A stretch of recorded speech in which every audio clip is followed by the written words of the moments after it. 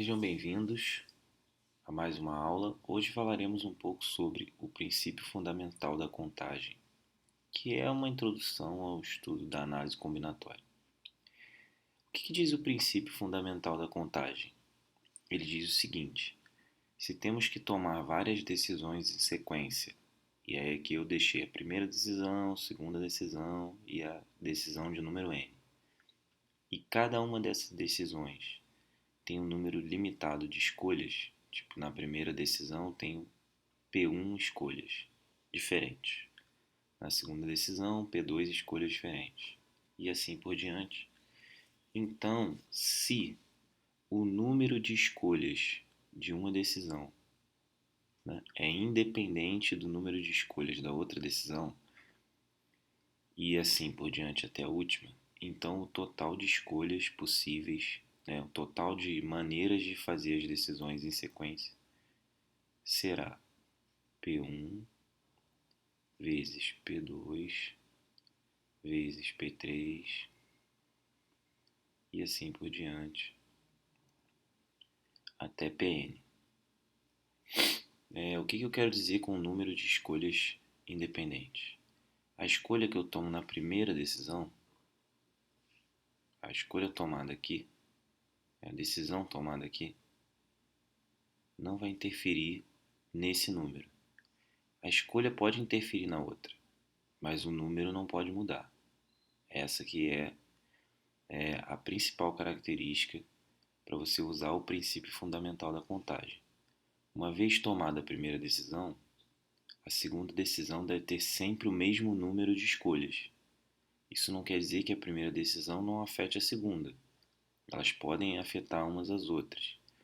Porém, uma vez tomada a primeira decisão, a segunda decisão não deve mudar o número de escolhas, não o tipo de escolha. O número é que deve ser fixo. E uma vez tomada a segunda decisão, ela não pode afetar a terceira decisão e assim por diante.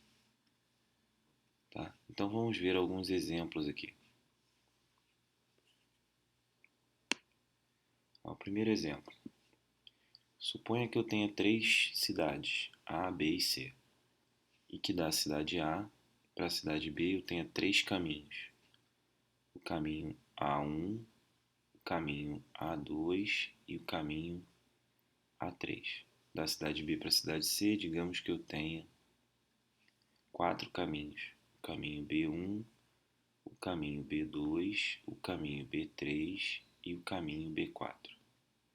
De quantas maneiras eu posso sair da cidade A para a cidade B e depois da cidade B para a cidade C, escolhendo um desses caminhos? Para sair da cidade A e para a cidade B, eu posso escolher três caminhos diferentes. Então há três escolhas a serem feitas entre a cidade A e a cidade B. E há quatro escolhas para ir da cidade B à cidade C. E aí repare o seguinte: não importa se eu escolhi o caminho A1, eu sempre terei quatro escolhas para ir de B para C. Não importa se eu escolhi o caminho A3, eu continuarei tendo quatro escolhas. E assim por diante. Ou seja, uma vez tomada a decisão de qual caminho eu pegarei de A para B, eu sempre terei quatro caminhos de B para C. Isso quer dizer que não importa qual caminho escolhido para ir de A para B, eu sempre terei o mesmo número de escolhas de B para C. Isso quer dizer que pode ser usado o princípio fundamental da contagem, uma vez que o número de escolhas entre A e B não depende, ou seja, é independente do número de escolhas entre B e C. Então eu posso dizer que o total é 3 vezes 4, total igual a 12 caminhos possíveis.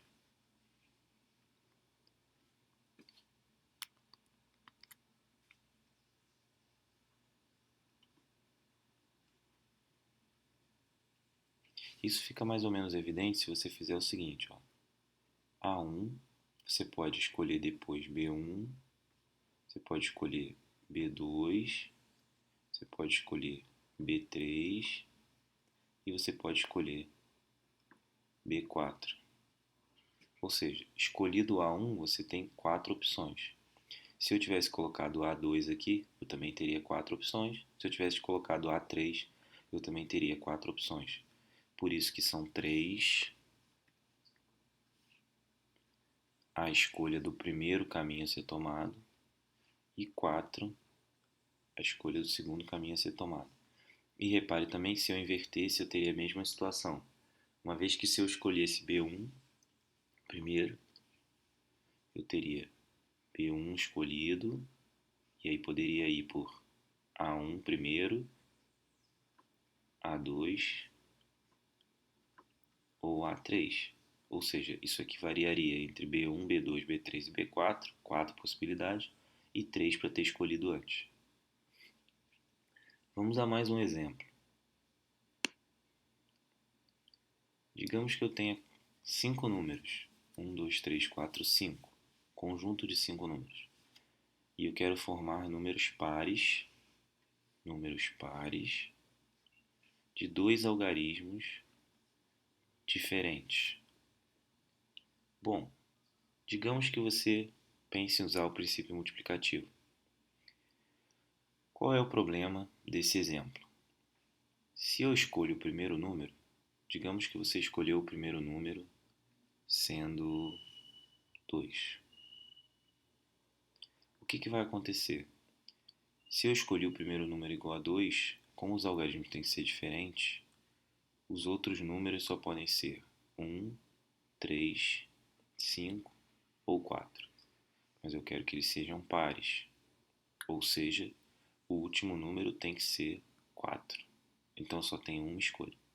Então se eu escolhi o 2 primeiro, o último tem que ser 4, certo? Então se eu escolhi o número 2 aqui, aqui tem que ser 4. Se eu escolhi o número 4, aqui tem que ser 2. Deixa eu colocar isso aqui embaixo. Se eu escolhi o 2, o outro tem que ser 4. E se eu escolher o 4, o outro tem que ser 2. Porque o número tem que ser par. Porém, se eu escolher o número 1 primeiro, o próximo pode ser o 2 ou o 4. E se eu escolhi, por exemplo, o número 3, o próximo pode ser 2 ou 4. Então repare, se eu escolho o primeiro número sendo par, eu só tenho uma escolha para o segundo número.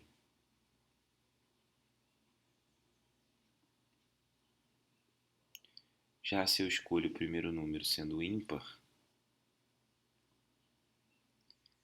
eu tenho duas escolhas, né, para o segundo número.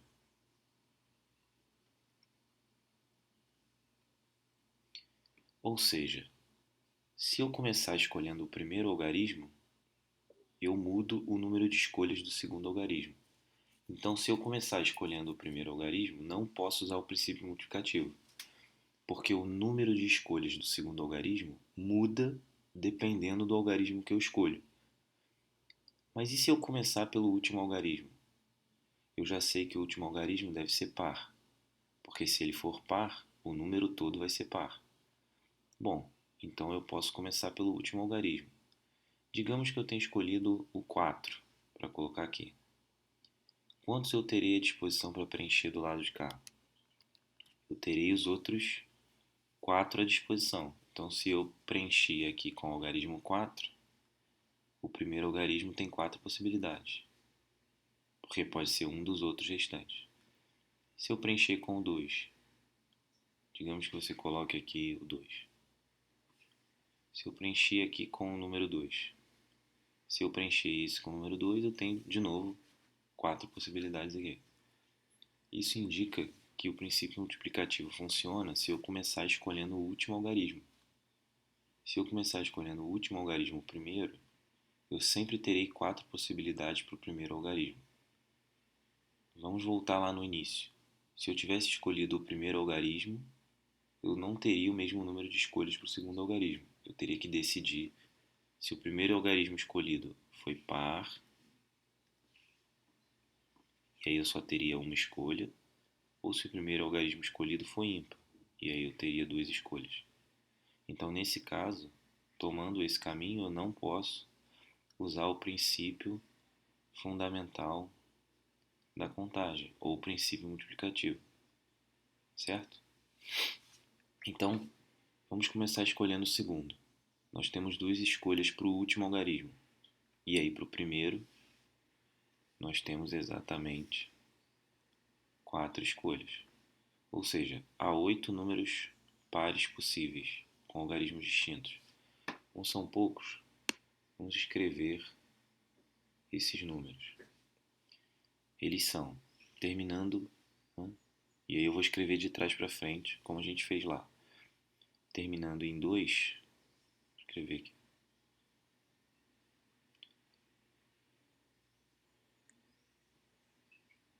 A gente tem 1 e 2. O 2 não pode porque já usou. Deixa eu fazer de outra cor o primeiro algarismo.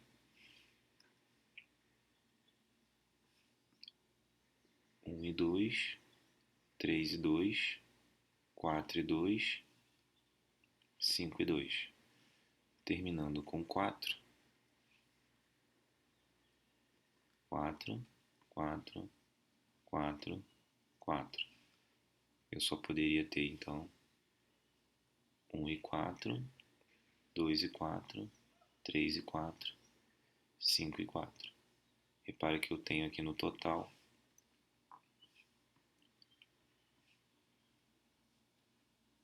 8 números. E aí fica claro o que queríamos dizer antes, né? Se eu escolho primeiro o último algarismo, eu terei sempre 4 escolhas para o primeiro algarismo. Porém, se eu escolho primeiro o primeiro algarismo, que a gente está nessa situação aqui, escolhi o primeiro algarismo. Se ele for 4, eu só tenho uma possibilidade. E se ele for 2, eu só tenho uma possibilidade. Porém, se ele for 1, 3 ou 5, eu tenho sempre 2 possibilidades. E aí a gente fecha os 8. Mas aí o princípio multiplicativo não vai ajudar a gente. A gente precisa fazer de outra maneira. Certo? É isso. Eu fico por aqui. Até o próximo vídeo. Valeu!